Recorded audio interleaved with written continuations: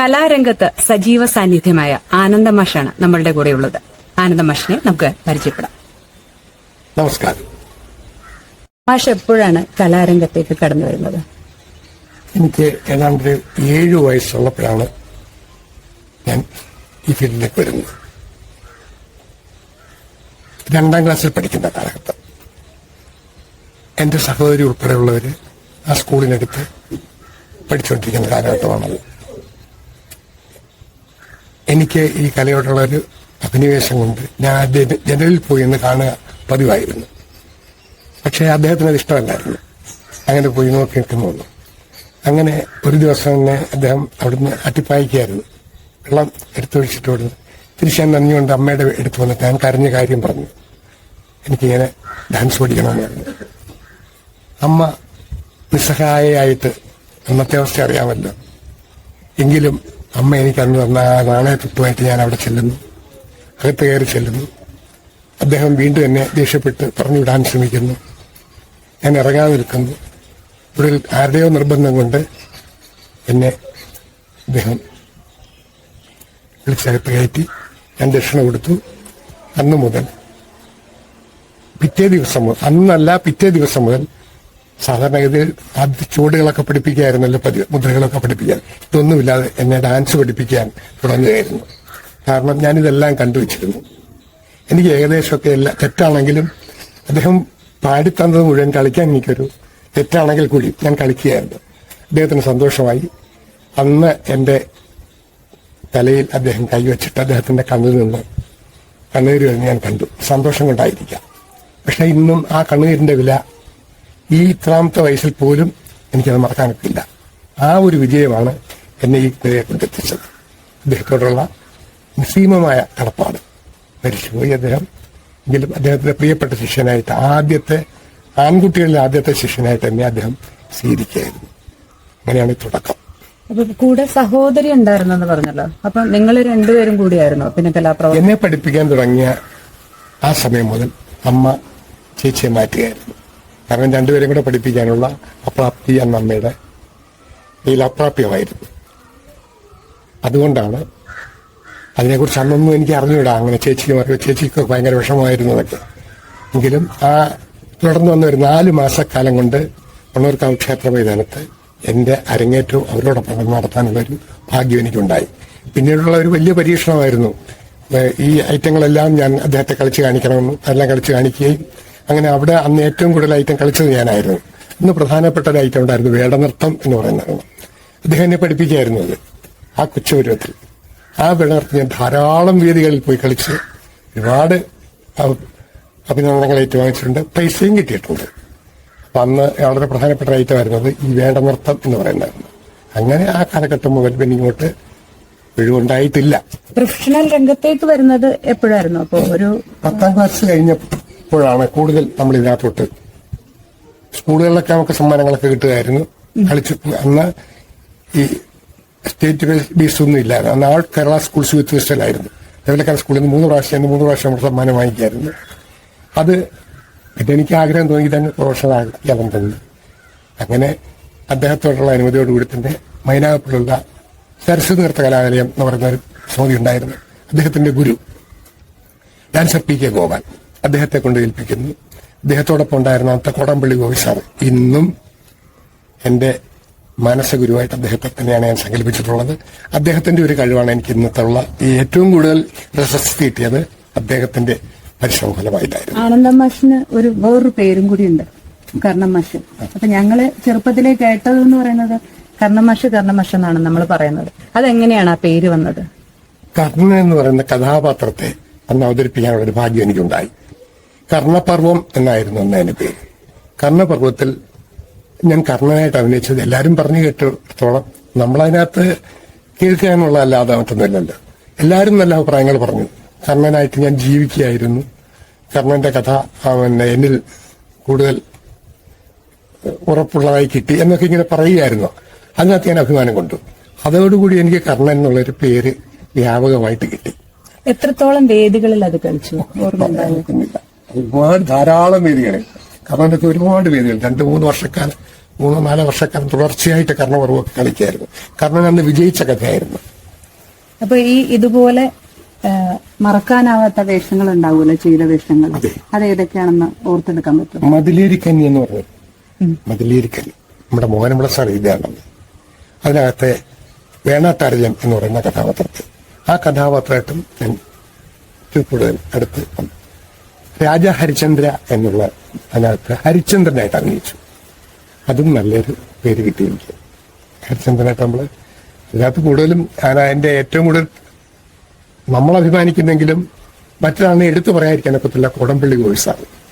അദ്ദേഹം പറഞ്ഞു തരുന്ന, അദ്ദേഹത്തിന്റെ നിന്ന് കിട്ടുന്ന അറിവുകളാണ് എന്നെ ഏറ്റവും കൂടുതൽ ഇതിനകത്ത് പ്രശസ്തനാക്കിയത്. അതിനകത്ത് ഒരു സംശയം വേണ്ട, അദ്ദേഹം തന്നെയാണ് എന്റെ മനസ്സെന്ന്. പ്രൊഫഷണൽ സമിതികളിൽ കൂടെ വർക്ക് ചെയ്തിട്ടുണ്ട്. തുടക്കം ഇവിടെ അരുണോദയ നൃത്തവേദി എന്നുള്ളതായിരുന്നു തുടങ്ങുന്നത്, പത്മൻ സാറിന്റെ. രണ്ടാമത്തത് മൈനാപ്പിളി സരസ്വതി നൃത്ത കലാനിലയം.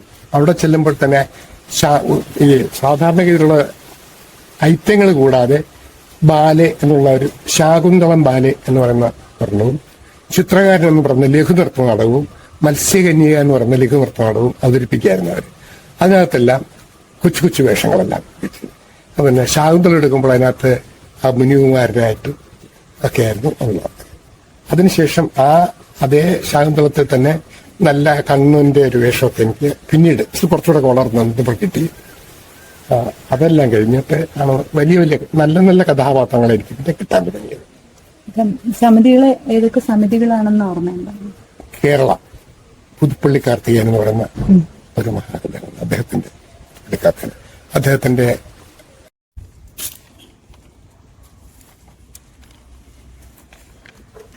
നൃത്ത സംഘത്തിനകത്ത് ഈ മതിലേരിക്കന്നി അവിടെ അവതരിപ്പിച്ചായിരുന്നു. മഹാഭാരതം അഭിനയിച്ചിട്ടുണ്ട്, ചിത്രത്തമ്പുരാട്ടി അഭിനയിച്ചിട്ടുണ്ട്, കർണപർവം കർണനായിട്ട്, സത്യമേവ ജയതേ ഹരിചന്ദ്രനായിട്ട്, ശ്രീ ഗുരുവായൂരപ്പനകത്ത് പൂന്താനമായിട്ടും പരിഷത്തുമായിട്ട് അഭിനയിച്ചിട്ടുണ്ട്. ത്രിവേണി സംഗമം എന്നുള്ളതിനകത്ത് വിക്രമസിംഹനായിട്ടൊരു ദുഷ്ടനായ കഥാപാത്രമായിട്ട്, ഓച്ചറക്കാരുടെ കൂടെ അത്. പിന്നെ നാട്യകല എന്ന് പറഞ്ഞു, നാട്യകൈരളി തൃശൂർ ശശാങ്കന്റെ, അതിനകത്ത് ദേവി മഹാത്മ്യം, മലയാളപ്പുഴ അമ്മ, അങ്ങനെ തുടങ്ങിയ അതിനകത്തൊക്കെ വില്ലൻ വേഷങ്ങളാണ് കൂടുതൽ.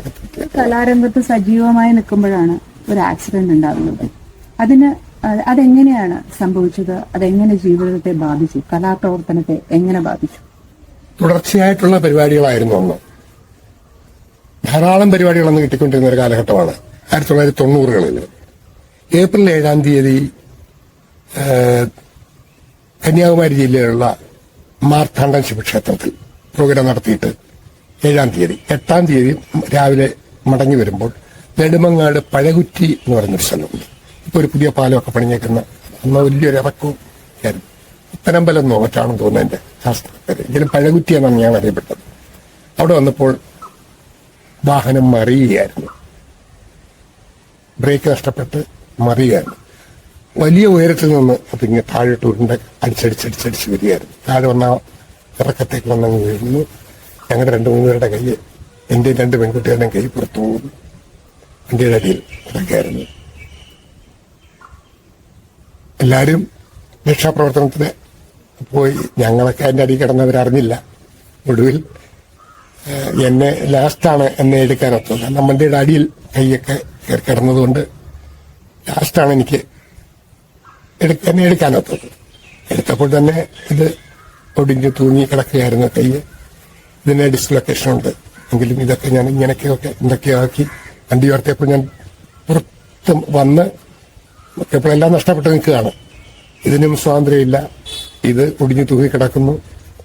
ഈ കൈ ഞാൻ ഇങ്ങനെയോ ആക്കി എന്തായാലും അത് ഒന്ന് ആ കയ്യിലെടുത്ത് വെച്ചിരിക്കുകയായിരുന്നു ഞാൻ മെഡിക്കൽ കോളേജിൽ എത്തുന്നത്. അവിടെ ചെന്നപ്പോഴും നമുക്ക് ഒരു അനുഭവം എന്ന് പറയുന്നത്, അവിടെ അന്ന് എന്തോ സമരം നടക്കുന്ന ഒരു സമയം, മെഡിക്കോസ് സമരം എന്ന് പറയുന്ന ഒരു സമയം നടക്കാറ്.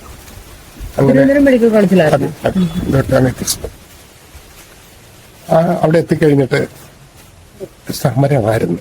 ആ സമരത്തിൽ ധാരാളം സമയം നമ്മുടെ കയ്യിൽ നിന്ന് നഷ്ടപ്പെട്ടു. അപ്പോൾ അവരെ ആരെയും കുറ്റം പറയുന്നില്ലല്ലോ. ഇവിടെയല്ല, ഡോക്ടേഴ്സ് എല്ലാം നമ്മുടെ ദൈവങ്ങളല്ലേ, ജീവനവരുടെ കയ്യിലല്ലേ.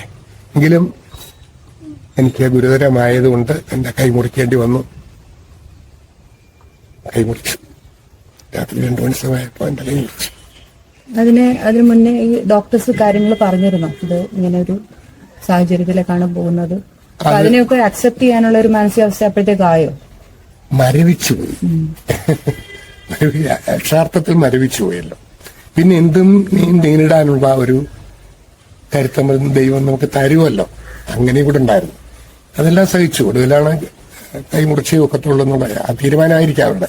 അത്ര ഇത് ഒടിഞ്ഞു തൂങ്ങി 2-3 ആയിട്ടൊക്കെ ഒടിഞ്ഞു തൂങ്ങി കിടക്കുകയായിരുന്നു. വലിയ മുറിവുകളും ഒക്കെ ആയിരുന്നു അതിനകത്ത്. അപ്പോഴും തന്നെ മുട്ടിലും വെച്ച് മുറിച്ചതും അവിടെയും എന്റെ ഗാർഡിയനായിട്ട് നിന്നത് കോടമ്പള്ളി സാറാണ്. അദ്ദേഹത്തിന്റെ അന്നത്തെ ആ മുഖഭാവമൊക്കെ എന്റെ മനസ്സിൽ മുഖത്തില എന്നെ ഒന്ന് നോക്കി അദ്ദേഹം. എന്നിട്ട് എന്നോട് എനിക്ക് സമാധാനം ആ കണ്ണുകളിൽ നിന്ന് തരുന്നത് ഞാനുണ്ട് നിന്നോടൊപ്പം, ഞാൻ എല്ലാത്തിനും ഉണ്ട് നിന്നോടൊപ്പം എന്നുള്ളതായിരുന്നു എന്റെ അർത്ഥം. ഇന്നും എന്റെ ഗോവിന്ദനാണ് എനിക്കെല്ലാം. ഈ നൃത്തവേദിയിൽ എനിക്ക് ഇത്രയും പ്രശസ്തി ഉണ്ടാക്കി തന്ന അദ്ദേഹം തന്നെ. അടുത്ത ദിവസങ്ങളിൽ എനിക്ക് വേദിയിൽ കയറേണ്ടി വന്നു. കാരണം തന്നേക്കുന്ന വേഷങ്ങൾ അങ്ങനെയുള്ളതാണ്. പ്രധാനപ്പെട്ട വേഷമാണ് നമുക്ക് തന്നേക്കുന്നത്. അത് ചെയ്തു തീർക്കാതിരിക്കാൻ പറ്റില്ല. പിന്നെ ഒരു ഷാളും ഒക്കെ ഇട്ട് ആ ഭാഗം കാണാത്ത വിധത്തിൽ ഒരു കൈ കൊണ്ട് തന്നെ അഭിനയിച്ചു, പിന്നെ ആക്ട് ചെയ്തു, ചലിപ്പിച്ചു. അങ്ങനെയൊക്കെ കുറെ നടന്നു. പിന്നെ ഈ യുദ്ധത്തിൽ കൈ നഷ്ടപ്പെട്ടു പോയ രാജാവായിട്ടും ഒക്കെ അവര് അവതരിപ്പിക്കുകയായിരുന്നു. പിന്നീട് കഥ അങ്ങനെ തിരിച്ച് അന്ന് ഈ ലൈവ് ആയതുകൊണ്ട് എന്തും പറഞ്ഞു വിളിക്കാമല്ലോ, അതിനകത്ത് കാസറ്റല്ലല്ലോ. അങ്ങനെ അദ്ദേഹം അങ്ങനെ എഴുതി ചേർത്ത്, അങ്ങനെ കഴിഞ്ഞ യുദ്ധത്തിൽ കൈ നഷ്ടപ്പെട്ടു പോയ രാജാവാണ് എന്നുള്ള രീതിയിൽ എഴുതി. അതൊക്കെ വലിയ അനുഭവമാണ്. നമ്മളതുപോലെ തന്നെ പിന്നീടാണ് ഈ കൈ വയ്ക്കുക എന്നുള്ളൊരു ആശയം ഉണ്ടായത്. അങ്ങനെ പഞ്ചാബിൽ, അപ്പുറത്തെ പഞ്ചാബിൽ പോയി. അത് നമ്മുടെ മാധവൻകുട്ടിയാണ് അതിന് സാഹചര്യം ഉണ്ടാക്കി തന്നത്. അദ്ദേഹം നിന്നൊരു സ്ഥലമായിരുന്നു പട്ടാളത്തിൽ. അദ്ദേഹം അവിടെ ഇങ്ങനെ ഞാൻ കാര്യം പറഞ്ഞപ്പോൾ അതെനിക്ക് പരിചയമുള്ള സ്ഥലമാണ്. അദ്ദേഹം അവിടെ തന്നെ വിളിക്കുകയായിരുന്നു. വിളിച്ച് അവിടെ ഏർപ്പാടാക്കി. അന്ന് ഞാൻ ചലഞ്ചറിൽ കൂടെ പോയിക്കൊണ്ടിരിക്കുകയായിരുന്നു. ഏർപ്പാടാക്കിയിട്ട് പൊക്കോളാൻ പറഞ്ഞു, പോയി കൈ വെച്ചിട്ട് വരാൻ പറഞ്ഞു. അങ്ങനെ പോവുമായിരുന്നു ഞാൻ. കുരുമ്പല്ല ഉണ്ണി സാറിന് പറഞ്ഞ അദ്ദേഹത്തിന്റെ ഒരു സഹായം കൂടെ ഉണ്ടായിരുന്നു അന്ന്. കാരണം അദ്ദേഹത്തിന്റെ വീട്ടിൽ കിടന്ന ഒരു ബുക്കിനകത്താണ് ഇത് കണ്ടത്. ദി വീക്ക് എന്ന് പറയുന്ന ഒരു വീക്കിലേക്കകത്താണ് ഇത് കണ്ടത്. ശേഷം പിന്നീട് കൈവച്ചതിന് ശേഷം കലാപ്രവർത്തനം പിന്നീടാണ് എനിക്ക് നല്ല കഥാപാത്രങ്ങളെ കിട്ടാൻ തുടങ്ങിയത്. കരുത്തുറ്റ കഥാപാത്രങ്ങളെ കിട്ടിയതെല്ലാം പിന്നീടാണ്. അത് ഈ കൈ വെച്ചുകൊണ്ട് ഞാൻ കൊല്ലം ജയ തിയേറ്റേഴ്സ് എന്ന് പറയുന്ന ഒരു സമിതിയിൽ ആദ്യമായിട്ട് അഭിനയിക്കാൻ ചെല്ലുകയാണ്. എന്നെ അവർ വിളിപ്പിക്കുകയായിരുന്നു. അവിടെ ചെല്ലുമ്പോൾ പിന്നെ സംവിധായകൻ ഞാൻ അറിയാത്ത പുറയിൽ അവിടെ മാറിയിരിക്കുകയായിരുന്നു. മറ്റുള്ളവരുടെ ഈ കഥകൾ ഇങ്ങനെ റിഹേഴ്സൽ നടന്നുകൊണ്ടിരിക്കുകയാണ്. അത് സംവിധാനം ചെയ്ത് തൃശൂർ ശശാങ്കൻ എന്ന് പറയുന്ന ഒരു നാടക നടനാണ്. അദ്ദേഹം അവർക്കുള്ള എല്ലാം പറഞ്ഞു കൊടുക്കുന്നു. അപ്പൊ കൂടെ ഈ സുശീലൻ എന്ന് പറയുന്ന ആളതിന്റെ മാനേജറോട് ചോദിക്കുന്നു, ഇന്നാള് വന്നില്ലേ, വരാമെന്ന് പറഞ്ഞല്ലോ, വന്നില്ലേ എന്ന് പറഞ്ഞു. അപ്പൊ ഞാൻ അദ്ദേഹത്തിന് എടുത്തിരിക്കുകയായിരുന്നു. അപ്പം പറഞ്ഞ് ആളിപ്പോ ഉടനെ എത്തും, നിങ്ങളുടെ അതങ്ങ് തീരട്ടെ കണ്ടു. അങ്ങനെ ആ സീൻ തീർന്നപ്പോൾ എന്നെ പരിചയപ്പെടുത്തിക്കൊണ്ടു. അപ്പൊ അദ്ദേഹം പറഞ്ഞു, ബാലയിലൊക്കെ അഭിനയിക്കുന്ന ആളല്ലോ, അപ്പം ഒരു സീൻ അങ്ങോട്ട് വരാമെന്ന് അഭിനയിച്ചു. അതിനകത്ത് ഒരു നാടുവാഴിയുടെ, അത് ദുഷ്ടനായ ഒരു നാടുവാഴിയായിട്ടാണ്. അത് ഞാൻ ചെയ്ത് കാണിച്ചു. പുള്ളി ഒന്നും മിണ്ടിയില്ല. രണ്ടാമത് പിന്നെ ഈ മകളെ വേർപെട്ട് നിൽക്കുന്ന മകള് വേറെ വഴി കൂടി പോകുമ്പോൾ ഉണ്ടാകുന്ന ഹൃദയവേദനയോടെ എങ്ങനെ ഒന്ന് മുഖത്തൊന്ന് കരഞ്ഞ് ആ ഒരു ഒന്ന് ഉൾക്കൊള്ളിക്കാൻ ഞാൻ കരഞ്ഞ് പെട്ടെന്ന് തന്നെ കണ്ണീര് വരുത്തി കാണിച്ചു കൊടുത്തു. ഇങ്ങനെ ഒന്ന് കൈ കാണിച്ച് പിന്നെ എനിക്ക് ആ കഥാപാത്രം ഇങ്ങി തരികയായിരുന്നു. അത് അവതരിപ്പിച്ചു. 2 വർഷം അതിന്റെ കൂടെ നിന്നു. പിറ്റേ വർഷം അദ്ദേഹം എന്നെ അങ്ങ് വിളിക്കുകയായിരുന്നു. അങ്ങനെയാണ് മലയാളപ്പുഴ അമ്മ എന്ന് പറയുന്ന ബാലയിലെ ഏറ്റവും ദുഷ്ടനായ ഒരു കഥാപാത്രം. എന്നെ നേരത്തെ എന്റെ നാട്ടുകാരെന്നെ ഇഷ്ടപ്പെട്ട അതാ കണ്ണുകൊണ്ട് തന്നെ എന്നെ ഏറ്റവും ഇറുക്കപ്പെട്ടവനായി കാണാനുള്ള അത്ര ദുഷ്ട കഥാപാത്രമായിട്ട്. അതായത് എന്റെ കഥയിലെന്ന് പറയുമ്പോൾ ഒരു 6-7 പേരെ കൊല്ലുന്ന, അത് ഒരു വല്ലാത്തൊരു കഥാപാത്രമാണ്. അദ്ദേഹം പറഞ്ഞു തന്നാൽ അതുപോലെ ഞാൻ ചെയ്തു കൊടുത്തു. അത് ഒരുപാട് സ്റ്റേജുകൾ കൂടി, ധാരാളം സ്റ്റേജുകൾ കൂടി. അവിടെ എല്ലാം നമുക്ക് വലിയ അഭിപ്രായങ്ങൾ കിട്ടിയിട്ടുണ്ട്. അതെന്നെ വല്ലാതെ ഹർട്ട് ചെയ്ത ഒരു കഥാപാത്രമാണ്. അവസാനം ദേവി നമ്മളെ കൊല്ലുന്നതായിട്ട്, ദേവിയായിട്ട് യുദ്ധമൊക്കെ ചെയ്തിട്ട് ദേവി എന്നെ കൊല്ലുന്നതായിട്ടൊക്കെയാണ് കാണിക്കുന്നത്. നല്ലൊരു കഥാപാത്രമാണ്. പുരസ്കാരങ്ങൾ എന്തെങ്കിലും ലഭിച്ചിട്ടുണ്ട്? പുരസ്കാരങ്ങൾ കണ്ട് നമ്മളെ സജീദ് അഹമ്മദ് ഫൗണ്ടേഷനാണ് അദ്ദേഹം. രണ്ടാമത് സഹകരണ ബാങ്കിന്റെ ഒരു പുരസ്കാരം കിട്ടി. KPSC പിന്നെ തൂപ്പൽ പാസി ഫൗണ്ടേഷന്റെ അത് കിട്ടിയിട്ടുണ്ട്. പിന്നെ പുകാസയുടെ അത് ഷാജിയൻ കരൺ സാറിനാണ്. ഈ സഹകരണ ബാങ്കിന്റെ അതുല്യനായ നടൻ തിലകൻ ചേട്ടനാണ് വന്നത്. സജീദ് അഹമ്മദ് ഫൗണ്ടേഷനകത്ത് KG ബാലേന്ദ്രൻ അദ്ദേഹം ബാലേന്ദ്രൻ സാർ അദ്ദേഹമാണ് വന്നത്. പിന്നെ തിലകൻ ചേട്ടന്റെ മകൻ ശോഭി തിലകൻ അദ്ദേഹം നടത്താറുണ്ട്. പിന്നെ എന്നെക്കാളൊക്കെ ഉപരി എന്റെ സ്കൂളുകളിൽ നിന്ന് എന്റെ കുഞ്ഞുങ്ങൾ വന്നെ എന്നെ ആദരിച്ചാണ് എന്റെ ജീവിതത്തിൽ ഏറ്റവും കിട്ടിയ വലിയ അവാർഡ്. അത് ഈ 4 സ്കൂളുകളിൽ നിന്നാണ് അവർ. Chithravilasam LP school, Chithravilasam UP school, Vishnuvilasam secretary school, pineapple Kadappa school. ഇവിടുത്തെ കുഞ്ഞുങ്ങളെല്ലാം കൂടെ വന്നിട്ട് എന്നെ ആദരിക്കുന്നത് അതുപോലെ ആർക്കും കിട്ടിയിട്ടില്ലായിരിക്കും എന്നാണ് എന്റെ ധാരണ. എന്നാൽ അവരുടെ ആ ഓരോ ചോദ്യങ്ങളും അവരുടെ ചോദ്യങ്ങൾക്ക് മുമ്പിൽ ഞാൻ നിഷ്പ്രഭനായി പോവാണ്. കാരണം അവരൊരു പക്ഷെ തയ്യാറായി ആയിരിക്കും വന്നത്. പക്ഷേ ഞാൻ പഠനോടാന്ന് ഞാൻ ഉത്തരങ്ങൾ പറഞ്ഞില്ലെങ്കിൽ നമ്മൾ മോശമായി പോകത്തില്ലേ. അങ്ങനെ കുഞ്ഞുങ്ങളുമായിട്ട് വലിയൊരു സൗഹൃദം അധ്യാപകരും ഉണ്ടായിരുന്നു, വലിയൊരു സൗഹൃദം അവരായിട്ട്. അതൊരു വലിയ അവാർഡായിട്ടാണ് ഞാൻ കാണുന്നത്. എന്നാൽ കുഞ്ഞുങ്ങൾ വന്ന് പിന്നെ അത് ഞാൻ സത്യം പറയണം, അതൊരു വലിയ അവാർഡ് തന്നെയാണ്. കുഞ്ഞുങ്ങളെല്ലാം കൂടെ വന്ന് നമ്മളോടുള്ള ഈ മുറ്റത്ത് വെച്ച് തന്നെ ഇവിടെ വെച്ച് തന്നെയായിരുന്നു അത്. ഇത് വല്ലാത്ത അനുഭവമായിരുന്നു. സ്കൂളിൽ പഠിച്ചുകൊണ്ടിരുന്ന കാലഘട്ടം തന്നെ മാവേലിക്കര എന്ന സ്ഥലത്ത് ഞാൻ പഠിപ്പിക്കാൻ പോകുമായിരുന്നു. ഈ കാർത്തികേയൻ എന്ന് പറഞ്ഞ അദ്ദേഹമാണ് എനിക്ക് അവിടെ കാരാഴ്മ എന്ന് പറഞ്ഞ സ്ഥലത്ത് ഞാൻ അവിടെ ഞാൻ പഠിപ്പിക്കുമായിരുന്നു. ആ കാലഘട്ടത്തിൽ അവിടെ പഠിപ്പിക്കാറുണ്ട്. കടപുഴ അവിടേക്ക് ഒരുപാട് കുട്ടികളെ പഠിപ്പിക്കുന്നു. മാവേലിക്കര പുന്നമൂടുന്ന സ്ഥലത്ത് സെവന്തര എന്ന് പറഞ്ഞ സ്കൂളുണ്ട്. അവിടെ പിന്നെ ഭാഗ്യശ്രീ കലാക്ഷേത്രം എന്ന് പറഞ്ഞ് കുഞ്ഞുകുടി ഒരു സീറ്റ് ബോർഡിന് അടുത്ത് പടിയാട്ട് വന്ന് അവിടെ ഒരു NPK ചേട്ടൻ അദ്ദേഹത്തിന്റെ അടുത്ത് മാവേലിക്കര, പിന്നെ ഈരേഴ മാവേലിക്കര അവിടെ പഠിപ്പിച്ചിട്ടുണ്ട്. മാവേലിക്കര ഭാഗം എന്ന് പറഞ്ഞാൽ അവിടെ ക്യാമ്പ്. കായംകുളത്തോട്ട് വന്നാൽ 3-ാം കുറ്റി സ്കൂളിൽ അന്ന് കോടമ്പള്ളി പോയി സാറും വൈഫും അവിടെ അധ്യാപകരാണ്. അങ്ങനെ അദ്ദേഹം എന്നെ അവിടെ കൊണ്ടുവന്നത് അവിടെ 3-4 വർഷം അവിടുത്തെ അധ്യാപകനായിട്ട് പഠിപ്പിച്ചിട്ടുണ്ട്. പിന്നെ ഇങ്ങോട്ട് മാറി ഹരിപ്പാട്ടോട്ട് വന്നാൽ അവിടെ സമിതികളിലാണ്. ഹരിപ്പാട്ട് പൂർവ്വശി കലാക്ഷേത്രം രാവണൻ ബാലയതീരത്താണ്. രാവണനായിട്ടൊക്കെ നമുക്ക് നല്ല വേഷങ്ങളാണ്, നല്ല വേഷമാണ്. അന്നൊക്കെ എന്ന് പറഞ്ഞാൽ 4-5 മണിക്കൂറാണ് ഭാര്യ നോക്കിയത്. അവിടെ ഞാൻ നൃത്ത സംവിധാനത്തിന് എന്നതാണ്. അങ്ങനെ ആ കഥാപാത്രത്തെ രാവണനായിട്ടെടുത്ത കഥാപാത്രത്തെ അവരെനിക്ക് തരികയായിരുന്നു. എന്തുകൊണ്ടാണെന്ന് ചെയ്ത് കാണിക്കാൻ ഞാൻ ചെയ്ത് കാണിച്ചപ്പോൾ അവർക്ക് ഇനി ഞാൻ മതി എന്നുള്ള രീതിയിൽ വന്നു. പക്ഷെ എനിക്ക് അതിനകത്തൊരു വിഷമം വന്നാണ് അവർ പറഞ്ഞു വിട്ടു എന്ന് പറഞ്ഞു. കാരണം അവർ ശരിയായ നടപടിയാണ്. അവർ പറഞ്ഞ ആ അദ്ദേഹത്തെ അല്ലെങ്കിലും പറഞ്ഞു വിടാനിരുന്നതാണ്. കാരണം ആളിനെ കിട്ടുമ്പോൾ അവരോട് പറഞ്ഞിട്ടുണ്ട്. അങ്ങനെ എന്നെ അവർ രാവണൻ ബാലയായിട്ട് അതിനകത്ത് രാവണനായിട്ട് ഇറങ്ങിപ്പോയി. അത് വല്ലാത്ത ഒരു ഭീകരമായ കഥാപാത്രമാണ്. രാവണൻ നമ്മൾ ഉദ്ദേശിക്കുന്ന പോലെ പറഞ്ഞ് പഠിപ്പിക്കാൻ കർണനും എനിക്ക് കിട്ടിയിട്ടുള്ള കർണനും മതിലേരി കഞ്ഞിലെ വേണാട്ടർജനും ഈ കഥാപാത്രമാണ്, ഈ രാവണനുമാണ് നമ്മളെ വല്ലാതെ നമുക്ക് എന്ന് വെച്ചപ്പോൾ നമ്മൾ പറയുമല്ലോ മനസ്സറിഞ്ഞ് അഭിനയിക്കുന്നു പറഞ്ഞു. അത് ഈ 3 കഥാപാത്രങ്ങളായിരുന്നു. നമ്മളതിനകത്ത് ജീവിക്കായിരുന്നു. ഹരിചന്ദ്രനും അതുപോലെ തന്നെ.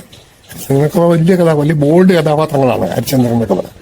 അതിനെല്ലാം പിറകിലാരാ? എന്റെ ഊരണനാണ്. അതിങ്ങനെ പോരാ, ഇങ്ങനെ കരഞ്ഞ് കണ്ണുനീര് വരുത്തിയില്ലെങ്കിൽ ആവർത്തിച്ച് വഴി എന്നെ കൊണ്ട് അഭിനയിപ്പിച്ചിട്ടുണ്ട്. അവിടെ നിന്ന് അതിനകത്ത് ഈ ചൂടുകാട്ടിലൊക്കെ നിൽക്കുന്ന ഹരിചന്ദ്രൻ വലിയ പാട്ടൊക്കെ പാടിയാണ് കളിക്കുന്നത്, അഭിനയിക്കുന്നത്, ഭയങ്കരമായിട്ട് അഭിനയിക്കുന്നത്. ചിലപ്പോൾ എന്നും പരിപാടി ഉണ്ടായിരുന്ന കണ്ണുനീര് വരത്തില്ല. കണ്ണീര് വന്നിട്ട് ഇങ്ങനെ നോക്കിച്ച് വീണ്ടും പാടും അദ്ദേഹം. അങ്ങനെ ആവർത്തിച്ച് പാടിച്ച് കണ്ണുനീര് വരുന്നവരെന്നെ കൊണ്ട് പാടിച്ചിട്ടൊക്കെ ഉണ്ട്. വലിയ മനുഷ്യനാണ്, വലിയ മനുഷ്യനാണ്. റഷ്യൻ ഭാഷയിൽ കണ്ടുള്ള ഒന്നാണ്. ബാലെ അങ്ങനെ കണ്ടാണെന്നാണ് ഞാൻ എവിടെയോ ഒന്ന് വായിച്ച് കേട്ടായിരുന്നു. അതെന്ന് പറഞ്ഞാൽ നൃത്തം മാത്രമായിരുന്നു. അത് അവരുടെ ഈ വിരലുകളിൽ നിന്നുകൊണ്ടുള്ള ചലനങ്ങൾ കൊണ്ടും അവരുടെ ഈ മൂവ്മെന്റ്സ് ഒക്കെ അതായിരിക്കണം ഒരുപക്ഷെ ബാലെ. പിന്നെ എന്തുകൊണ്ട് ഇങ്ങനെ മലയാളത്തിലുള്ള ഈ നൃത്ത നാടകങ്ങൾക്ക് ബാല എന്നുള്ള പേര് വന്നെന്നുള്ളതിനെ കുറിച്ച് എനിക്ക് അറിയില്ല, ജ്ഞാതമാണ്. പക്ഷേ ബാലെ അന്നത്തെ കാലത്ത് നല്ലൊരു കലാരൂപമായിരുന്നു. നാലുവരിപ്പാട്ടുകളും അതിന്റെ കുറച്ച് സംഭാഷണങ്ങളും ഇതൊക്കെ കൊണ്ട് അവര് വളരെ ഭംഗിയായി അവതരിപ്പിച്ചുകൊണ്ടിരുന്ന ഒരു കാലഘട്ടം ഉണ്ടായിരുന്നു. കാലക്രമേണ ഇത് ഇലക്ട്രോണിക് ഭാഗത്തേക്ക് തിരിയായിരുന്നു.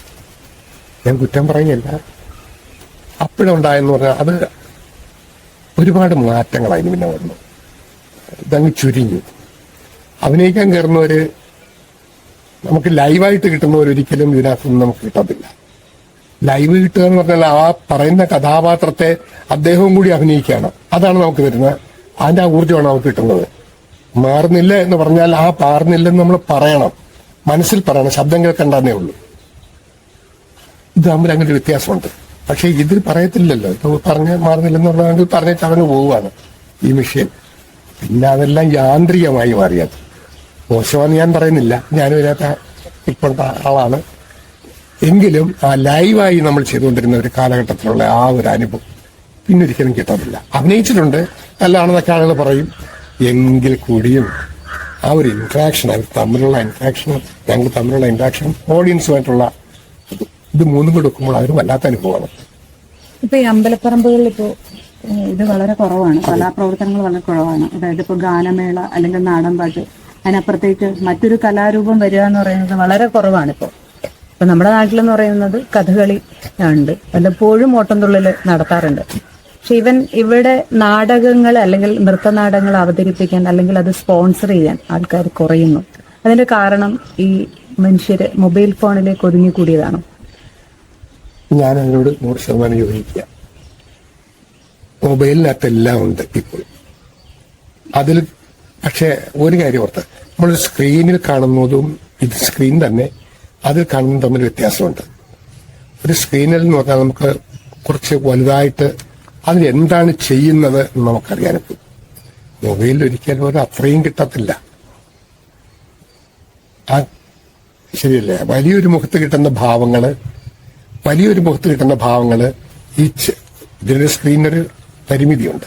അതിനകത്ത് നമുക്ക് പൂർണ്ണമായിട്ടും കിട്ടുമോ എന്നുള്ള കാര്യത്തിൽ എനിക്ക് അവർ നന്നായിട്ട് ചെയ്യുന്നുണ്ടായിരിക്കാം. പക്ഷെ അത് നമ്മളിലേക്ക് കടന്നു വരുന്നത് വളരെ അപൂർവമായിട്ടാണ്. ഒരു നാടകം എന്ന് പറയുമ്പോൾ ഫേസ് ടു ഫേസ് ആണ്, അന്നേരം കിട്ടുന്നതാണ്. റെസ്പോണ്ട് ആ സമയത്ത് നമുക്ക് അതിന്റെ ഇങ്ങോട്ട് കിട്ടും, പ്രതികരണം കിട്ടും. മോശമാണെങ്കിൽ അവർ കൂവിയിരിക്കും, നല്ലതാണെങ്കിൽ കൈയടിച്ചിരിക്കും. അനുഭവം ഉള്ളത് തന്നെയാണ്. ഞാൻ ചീത്തവിളി കേട്ടിട്ടുണ്ട് സ്റ്റേജിൽ. എന്തിനാണെന്ന് ചോദിച്ചാൽ ആ ദുഷ്ടനായ കഥാപാത്രത്തെ അങ്ങനെ അവതരിപ്പിച്ചതുകൊണ്ടാണ് കിട്ടുക. പക്ഷെ എനിക്കതൊരു അവാർഡാണ്. ഈ മണ്ണൂർക്കാവിൽ തന്നെ ഒരു ദുഷ്ടനായ കഥാപാത്രത്തെ അവതരിപ്പിച്ചപ്പോൾ എന്റെ അമ്മ ഉൾപ്പെടെ തുണ്ടിലമ്മ എല്ലാവരും കൂടെ നമ്മുടെ മേല ഞങ്ങളുടെ അയ്യത്ത് കയറിയൊക്കെ എന്ന് പറഞ്ഞ അമ്മ തുണ്ടിലമ്മ എന്റെ ആഴ്ചയൊക്കെ പഠിപ്പിച്ചുകൊണ്ടിരിക്കുന്നത്, പാർവതിനെയൊക്കെ പഠിപ്പിച്ചുകൊണ്ടിരിക്കുന്നത്. ഞാൻ പറഞ്ഞ അമ്മ വേണ്ട, നിന്റെ സ്വഭാവം ഇപ്പൊ മനസ്സിലായി. അന്നേരം മതപെട്ടെന്ന് പറഞ്ഞ അമ്മയെ ജീവിക്കാൻ വേണ്ടിയല്ലേ, അപ്പൊ നിന്നോട് ചോദിച്ചോ എവിടെയൊന്നും അയ്യത്ത് കയറ്റാൻ കൊള്ളത്തില്ല എന്ന് പറയും. പക്ഷെ അതും എനിക്കൊരു അവാർഡായിട്ടാണ് തോന്നിയത്. മനുഷ്യരുടെ മനസ്സിലേക്ക് അത്ര പെട്ടെന്ന് കയറാൻ കഴിയുന്നുള്ളതാണ് എനിക്ക് തോന്നിയത്. മറ്റേ ഇത് ഞാൻ പാങ്ങോട് എന്ന് പറഞ്ഞ സ്ഥലത്ത്, പുത്തൂർ പാങ്ങോട് എന്ന് പറഞ്ഞ് ഞാൻ അഭിനയിച്ചുകൊണ്ടിരിക്കുന്നു. മുൻപിലൊരാളിരുന്ന് അങ്ങ് സഹികെട്ട് ഇരിക്കുന്നത്. അത്ര ദുഷ്ടത്തിലാണ് ഞാൻ കാണിച്ചുകൊണ്ടിരിക്കുക. പുള്ളി അന്നേരം ഇടച്ചനെ എഴുന്നേറ്റ് ചീത്ത വിളിച്ചിട്ട് വിളിച്ചു പറയാനുള്ള എന്നിട്ടപ്പോ ആളുകൾ വീട്ടിയുടെ അവിടെ എനിക്കിങ്ങനെ പറഞ്ഞിട്ട് പുള്ളിക്ക് ഞാൻ ഒരു കൊടയും പിടിച്ചോണ്ടിരുന്നതാണ്. എന്നിട്ട് പുള്ളിക്കങ്ങ് നാടക്കടായി പിന്നീട് ആളിന്റെ ഇടയ്ക്കല്ലേ പുള്ളി അങ്ങ് ഒറ്റപ്പെട്ടു പോയതുപോലെ. അതൊക്കെ ഒരു വലിയ അവാർഡല്ലേ? തീർച്ചയായിട്ടും ഒരു അവാർഡ് തന്നെയാണത്. നാടകങ്ങൾ അഭിനയിച്ചിട്ടുണ്ട്. പിന്നെ കൊല്ലം ദൃശ്യവേദി എന്ന് പറഞ്ഞ് ഇവിടെ തേലക്കര നാടക സമിതി ഉണ്ടായി. ബേബിക്കുട്ടാണെന്ന് കേട്ടിട്ടുണ്ടോ? തേലക്കര ബേബിക്കുട്ടാണ് എന്റെ നാടക സംവിധാനം. അതിനകത്ത് തന്നെ നൃത്ത സംവിധാനത്തിന് വിളിച്ചുകൊണ്ട് പോയതാണ്. അതിനകത്തൊരു ഒരു കഥാപാത്രമുണ്ട്, ഒരു തമിഴ് ഫിലിം പ്രൊഡ്യൂസറുടെ വേഷം. അപ്പൊ ഇച്ചിരി തമിഴൊക്കെ ഈ പൊട്ടന്തമിഴായിരിക്കാം ഇതൊക്കെ പറയാനുള്ള ഒരു ഇതുണ്ടായത്. ആ കഥാപാത്രത്തെയാണ് എന്നെ കൊണ്ടൊന്ന് ചെയ്യിപ്പിച്ചത്. അപ്പൊ ഒന്ന് പ്രോമിറ്റ് ചെയ്ത് കൊടുക്കാൻ പറഞ്ഞു. എന്നെ പ്രോമിറ്റ് ചെയ്തപ്പോ എന്റെ വോയിസ് ഇഷ്ടപ്പെടുക എണ്ണം പറഞ്ഞ് എനിക്കങ്ങെടുപ്പ് വേഷം. അതുകൊണ്ട് എനിക്ക് സമയക്കുറവുണ്ട്, അഭിനയിക്കാൻ ഭാര്യയിലൊക്കെ പോകും. നീ അന്ന് എടുത്തു വെക്കണം. അങ്ങനെ എന്നെ ആ നാടകത്തിൽ കൂടാരം ബേബിക്കുട്ടണ്ണന്റെ നാടകമാണ്. രവിഹരൻ പിള്ള എന്ന് പറയുന്ന ആൾക്കാരൻ എന്റെ സഹായിയായിട്ടാണ്. നല്ല നടന്മാരും ഒക്കെ ആയിട്ടൊരു നല്ലൊരു ടീമായിരുന്നു അത്. പിന്നീട് തെരുവ് നാടകം, ബിജു മുഹമ്മദ് നാട്ടരങ്ങ്, അതിനകത്ത് ബേട്ടി ബച്ചാവോ ബേട്ടി പെടാവോ അതിന്റെ നാടകത്തിനകത്ത് ഒരു തമിഴിനായിട്ട് കൊച്ചുനാൾ പോലെ നമുക്ക് ഒരു ആഗ്രഹം എന്ന് പറയുന്നത് നാടകത്തോടെ എനിക്ക് ഭയങ്കര ഇഷ്ടമായിരുന്നു. നൃത്ത നാടകം എന്ന് പറയുമ്പോൾ നമുക്ക് നാടകവും കൂടെ ചേർന്ന് വന്നപ്പോൾ അതിനേക്കാൾ കൂടുതൽ ആഹ്ലാദമായി. കാരണം രണ്ടും കൂടെ ചേർന്നുള്ള ഇത് വന്നപ്പോൾ അതിനകത്ത് അത് മോശമൊന്നുമല്ല, നല്ലത് തന്നെയാണ്.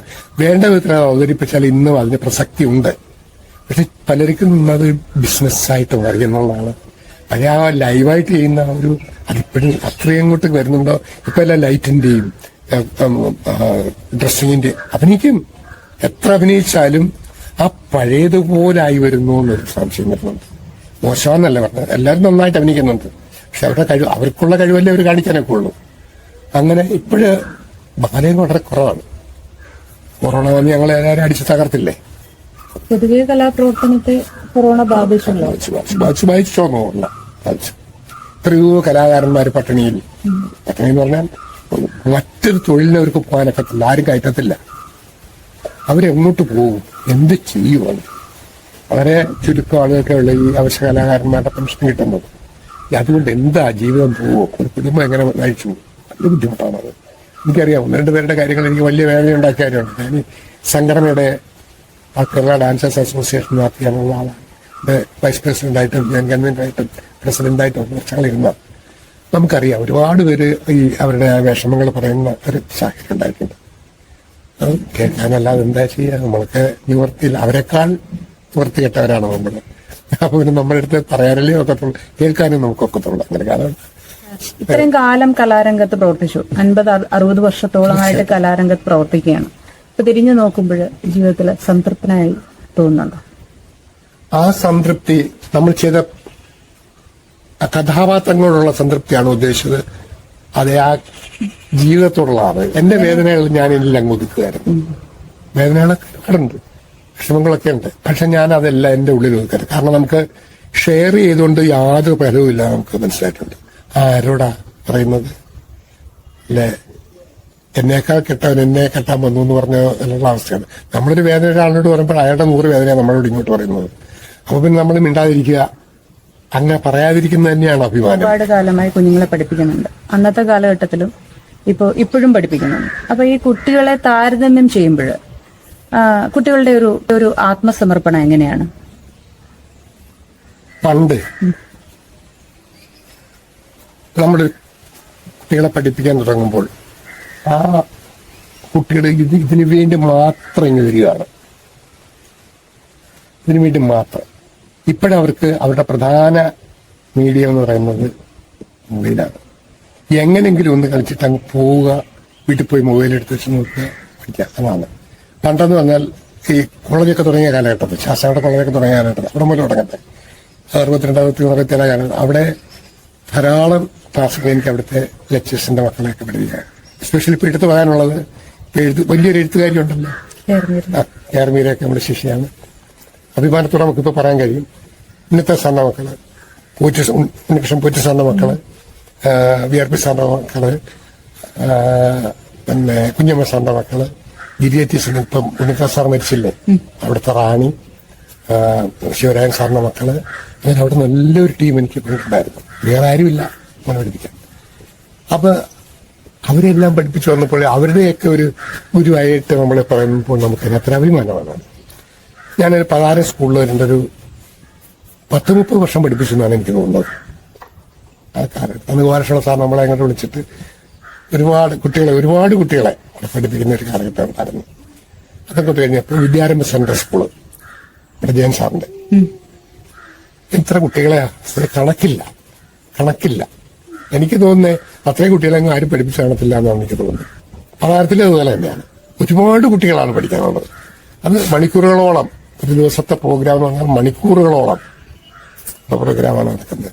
40 ഐറ്റങ്ങൾ, 45 ഐറ്റങ്ങളും, പിന്നെ അതിന്റെ കൂടെ പിന്നെ തിരുവാതിരയും ഒപ്പനയും ഇതൊക്കെ നമ്മൾ കുട്ടികളെ കൊണ്ട് അവർക്ക് മിടുക്കി കുട്ടികളാണ്, മിടുക്കന്മാരും. ഇത് 2 ഒന്ന് പറഞ്ഞതേ ഉള്ളൂ. വേറെ ധാരാളം സ്കൂളിലൊക്കെ നമ്മൾ പഠിപ്പിച്ചിട്ടുണ്ട്. പുനലൂരൊക്കെ സെന്റ് വെറൈറ്റി സ്കൂളിലൊക്കെ ഞാൻ പഠിപ്പിച്ചിട്ടുണ്ട്, പുനലൂർ. അപ്പം ഒരുപാട് അവിടെ വാളക്കോട്, തുളിക്കോട്, പിന്നെ മാത്ര, അടുക്കളമൂല, ചെമ്മന്തൂര്, ഇതൊക്കെ ഞാൻ പഠിപ്പിച്ചിട്ടുണ്ട് പുനലൂര്.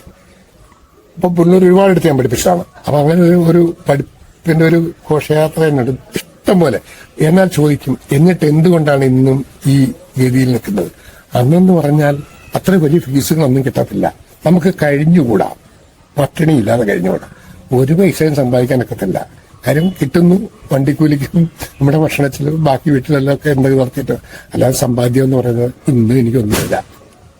ആ പഴയ ആളായിട്ട് തന്നെയാണ് ഇന്ന് ഞാൻ കഴിയുന്നത്. സമ്പാദ്യമില്ല, പിന്നെ സർക്കാരിൽ നിന്ന് കിട്ടുന്ന പെൻഷൻ മാത്രം. അത് അറിയാമല്ലോ. ഓൾ കേരള ഡാൻസേഴ്സ് അസോസിയേഷൻ അന്നത്തെ ഞങ്ങളുടെ സാംസ്കാരിക വകുപ്പ് മന്ത്രിയാണ് ഞങ്ങൾ എന്ന് പറഞ്ഞു. പേരൊന്നും പറയുന്നില്ല. അപ്പം അദ്ദേഹം ഞങ്ങളെ എന്നെ സെക്രട്ടറി, പ്രസിഡന്റ്, യൂണിയൻ സെക്രട്ടറി, ഖജാൻജി, ഞങ്ങളെല്ലാം കൂടെ കയറി ചെന്ന് വനിതകളും ഉണ്ട്. ഞങ്ങളെ ഇങ്ങനെ സമയമൊക്കെ ചോദിച്ചു കുറച്ചൊന്ന് അദ്ദേഹത്തോട് പറഞ്ഞു. എന്താ ഞങ്ങളിങ്ങനെ കലാകാരന്മാരാണ്, പാവപ്പെട്ടവരാണ്, മറ്റു ജീവിക്കാൻ മാർഗമൊന്നും ഇല്ല, ഞങ്ങൾക്ക് ഇങ്ങനെ സംഘടനയൊക്കെ ഉണ്ട്, അങ്ങനെ അവരെ കണ്ടെന്നൊക്കെ ഇതിനകത്ത് വെറും സാധുക്കളാണ് ഇതുകൊണ്ട് ജീവിക്കുന്നത്. നിങ്ങൾക്കൊക്കെ എന്തിനാണ് ഇത് പോരായോ എന്ന് ചോദിച്ചു. നിങ്ങൾക്കൊക്കെ എന്താ ഇനി അപ്പുറം എന്തോ ഇനി വേണ്ടെന്നേ, ഇതൊക്കെ മതി. അപ്പൊ പിന്നെ അതൊന്നും പ്രതീക്ഷിക്കേണ്ട, മറ്റു സഹായങ്ങളൊന്നും പ്രതീക്ഷിക്കേണ്ടെന്ന് ഉറപ്പായിട്ട് അദ്ദേഹം പറഞ്ഞതിനകത്ത് എനിക്ക് മനസ്സിലായി. അവിടെ വെച്ച് ഞങ്ങൾ അങ്ങോട്ട് പോരുകയായിരുന്നു. ഇപ്പൊ ഒരാൾക്ക് ഒരു ബുദ്ധിമുട്ട് വന്നു കഴിഞ്ഞാൽ നമ്മൾ സ്വാഭാവികമായും സഹായിക്കുക എന്നുള്ളൊരു ചിന്ത കലാകാരന് ഉണ്ടാവാറുണ്ട്. അപ്പൊ അങ്ങനെയുള്ള പ്രവർത്തനങ്ങൾ എന്തെങ്കിലും ഉണ്ടോ? ഞാനിപ്പോ ഒരു 3-4 സംഘടനകളിൽ പ്രവർത്തിക്കുന്നതാണ്. ഉകാസ അവരിപ്പോ എന്നെയും സഹായിച്ചുകൊണ്ടിരിക്കുക. എന്റെ ഇപ്പോഴത്തെ അവസ്ഥയിൽ ഉകാസ വളരെ സഹായങ്ങളാണ്. ശാസ്ത്ര സാഹിത്യ പരിഷത്ത്, ഉകാസ, പിന്നെ സാംസ്കാരിക വേദി, മൈനാപുരം സാംസ്കാരിക വേദി, പിന്നെ കലാകാരന്മാരുടെ സംഘടനയുണ്ട്. അത് നിലവിലില്ലാത്തതുകൊണ്ട് ഞാൻ അതിനെ പറയുന്നില്ല. അത് ഇപ്പൊ പ്രവർത്തനം ഉണ്ടോന്ന് പോലും എനിക്കറിയാൻ വയ്യ. അത് നമ്മുടെ നാട്ടിലുള്ള എല്ലാത്തിനകത്തും ഞാനുണ്ട്. നാടാണ് എന്നെ ഇങ്ങനെ ആക്കിയെടുത്തത്. ഈ പരുവത്തിലെങ്കിലും നാട്ടിന്റെ സഹായം എന്ന് പറഞ്ഞാൽ ചെറിയ സഹായമല്ല, പ്രോത്സാഹനം. നമ്മളൊന്നും മറന്നുകൂടാ. അത് ഒരുപാട് പ്രോത്സാഹനം, എന്ത് ആത്മാർത്ഥ സ്നേഹമാണ് അറിയാം എല്ലാവർക്കും നമ്മളോട്. അത് ഞാനങ്ങനെയാണ് അവരോട് പെരുമാറുന്നത്. അപ്പൊ ഈ എല്ലാവരും വാരിക്കോരി തരാനൊന്നും കാണത്തില്ല ആരുടെയും കയ്യിൽ. സഹായിക്കാനൊക്കുന്നതിന്റെ പരമാവധി അവർ നമ്മളെ സഹായിക്കുന്നത്, വ്യക്തിപരമായിട്ടും സഹായിക്കുന്നുണ്ട്. ഞാനിപ്പോ ഒരു ട്രീറ്റ്മെന്റിലാണ്. കഴിഞ്ഞ വർഷം അല്ല, 2003 നവംബറിലാണ് എനിക്ക് പെട്ടെന്നൊരു മൂത്ര പ്രശ്നം ഉണ്ടായി. അത് ആനടി ഒരു സ്ഥലത്ത് ഞാൻ പണ്ട് പഠിപ്പിച്ചിരുന്നതാണ്. അപ്പൊ അവിടെ ഒരു ക്ഷേത്രത്തിൽ വെച്ചാണ് ഒരു കല്യാണത്തിന് പങ്കെടുത്തത് സംഭവിച്ചത്. പെട്ടെന്ന് ഞാൻ ആ വീട്ടിലോട്ട് അങ്ങ് പോവുകയും അവിടുന്ന് അവിടെ നിൽക്കാനൊക്കാത്തൊരവസ്ഥ വന്ന് തിരിച്ചു ഇവിടുന്ന് മോളെ അനിയന്റെ മകളെയും മരുമകനെയും കൂടെ വിളിച്ചിട്ട് മോനെ അങ്ങ് വരുത്തി, അനിയന്റെ മകളെ വരുത്തിയിട്ട് ഞാൻ ഇവിടെ വന്ന് അടുത്തൊരു ഹോസ്പിറ്റലിൽ കാണിച്ചു. അവർ പറഞ്ഞ ബുദ്ധിമുട്ടാണ്, കൊണ്ടുപോയിക്കൊള്ളാൻ പറഞ്ഞു. പെട്ടെന്ന് പിന്നെ സ്കാനിങ് ഒക്കെ കഴിഞ്ഞു, ബ്ലഡ് ടെസ്റ്റ് ചെയ്തു. നേരെ കരുനാഗപ്പള്ളി ഹോസ്പിറ്റലിൽ കൊണ്ടുവന്ന് പറഞ്ഞ് പെട്ടെന്ന് ഇവിടുന്ന് കൊണ്ടുപോയിക്കൊള്ളാൻ പറഞ്ഞു.